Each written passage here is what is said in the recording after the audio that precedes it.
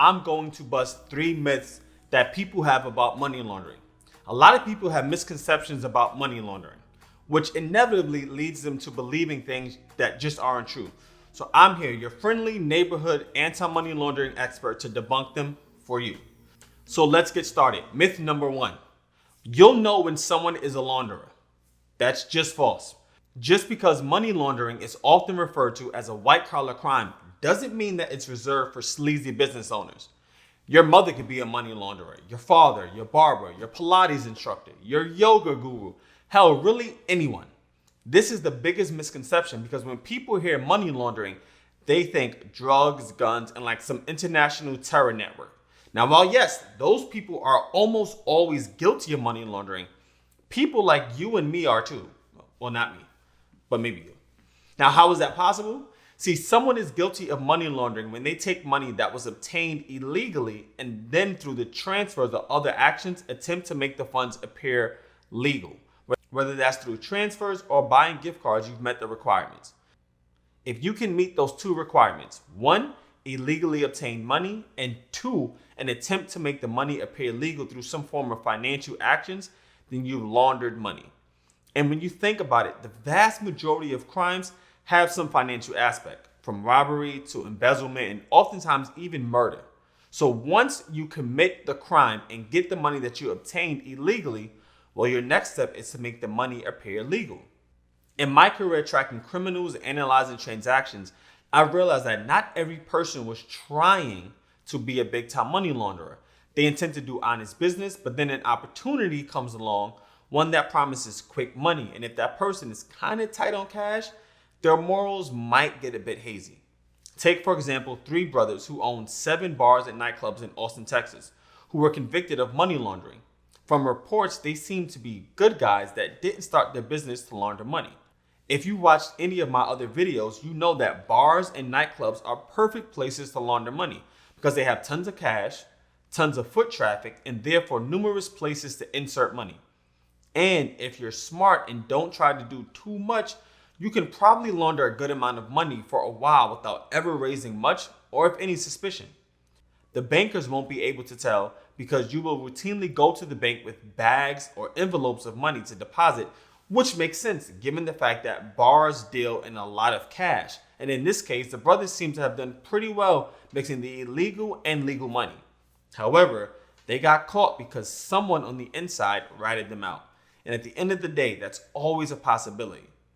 Because the same way you never know who is a money launderer, you'll also never know who is a rat. Myth number 2. Criminals need bank accounts in order to launder money. The reason this is a myth because most people define the word bank incorrectly. When I say bank, what comes to mind? Bank of America, Wells Fargo, Chase, Citibank, Barclays. These are all correct. However, if you restrict the word bank to just the ones on the screen, then you're wrong. Money launderers only need a way to transfer value. And there are many companies that operate in a bank-like fashion, allowing people to transfer value. There are tons of ways to move illegal money. You have gift cards, money orders, prepaid debit cards, and casino chips. And once you have them, then your choices are limitless.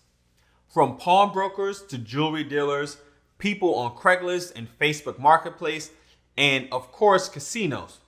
For example, you know those gift card scams where someone impersonates an IRS agent and claims you owe money and have to send the money via gift cards? Throughout this whole process, the scammers didn't really need to hide the source of funds because they honestly don't care. They can sell the gift cards in the US or abroad, and about 99% of the time, the criminal lives in a country that doesn't really care that much about money laundering. They'll take anyone's money and not ask any questions, especially if you slid a few dollars to the bank teller. Because criminals don't need banks in the traditional sense, it opens up a ton of possibilities. There are a ton of options, and honestly, so often they find people who are willing to participate in the money laundering scheme because they need a few dollars. Gift cards are one of the best options, and we're going to talk about the gift card scheme in another video. But just know that bank accounts aren't always required to launder money. They can also use things like paintings or jewelry as a way to transfer value. Myth number 3. Courts only go after people who launder large amounts of money.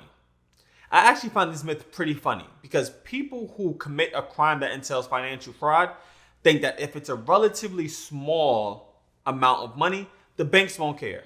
I've even heard some people say the banks don't care because they have insurance to cover these type of losses, so they won't even care if it's $5,000 or below.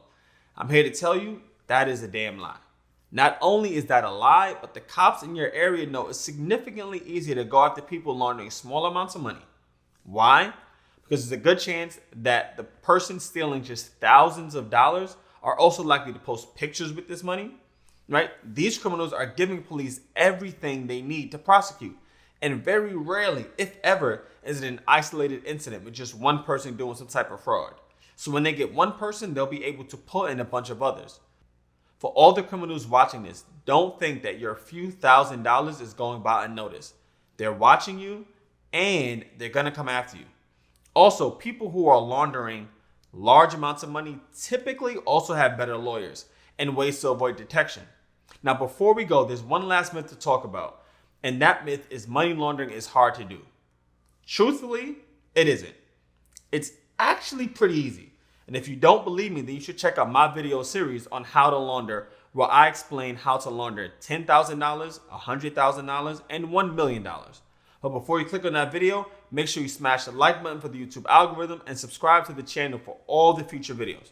Thanks, guys. See you next time.